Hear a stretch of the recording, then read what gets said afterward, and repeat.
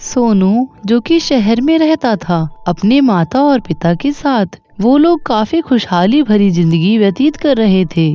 लेकिन सोनू आज तक कभी अपने गांव नहीं गया और ना ही अपने दादा और दादी से कभी मिला।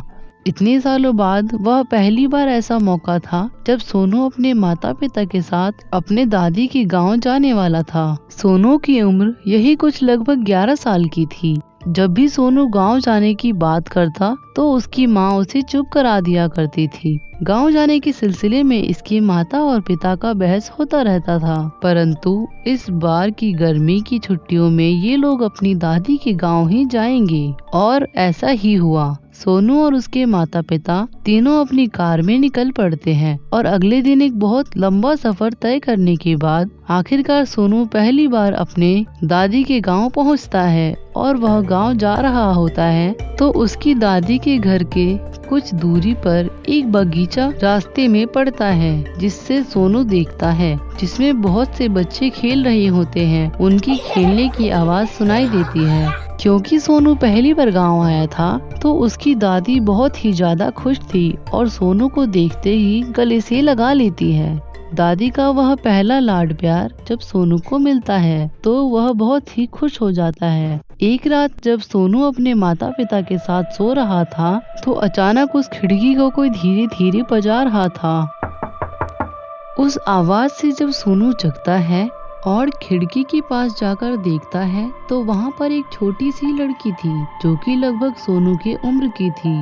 वह उससे पूछती है, क्या तुम लुका छुपी खेलोगी? सोनू हाँ कर देता है इसी विचार से, क्योंकि खेल ही तो रहा है। पर उसे क्या पता था यह उसके लिए साधारण खेल नहीं है। और सोनू घर से बाहर निकल आता है। अब यह दोनों लुका छिपी के गेम में जब लड़की छुपने के लिए जाती है तो गायब हो जाती है और उसकी तलाश में सोनू ढूंढते ढूंढते सामने गन्ने के खेत में बहुत अंदर घुस जाता है, जिसके पश्चात उसे छोटे से कमरे का घर दिखाई देता है जिसमें एक दरवाजा था जो कि बहुत टूटा हुआ था। सोनू उस टूटे हुए दरवाजे को छूता है। जब वह अंदर घुसता है तो वह पूरे घर के अंदर खून खून से लिपटा सारी वस्तुएं पाता है।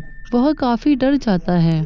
तभी अचानक से लड़की आकर टकरा जाती है और इसके अंदर घुस जाती है। सोनू की आंखों का रंग बदल जाता है। उस रात तो जैसे तैसे सोनू आकर अपने कमरे में वापस सो जाता है। फिर क्या था, अगली सुबह सोनू का हाल बहुत ज्यादा खराब हो जाता है, लेकिन वह सिर्फ एक दवा खाकर ही अपना अगला दिन व्यतीत करता है।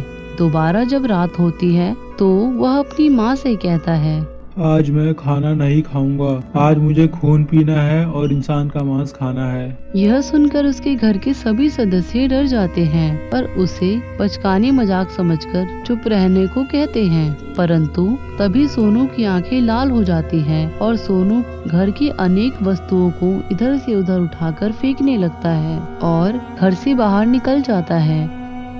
यह देखकर उसकी दादी माँ गांव के ही पंडित को बुलाती है तो पता चलता है कि उस पर एक भूत का साया है। परंतु हाल में जब तक कि वह कुछ कर पाते तब तक गांव के ही एक लड़के की हत्या कर देता है जिसका नाम राजेश था।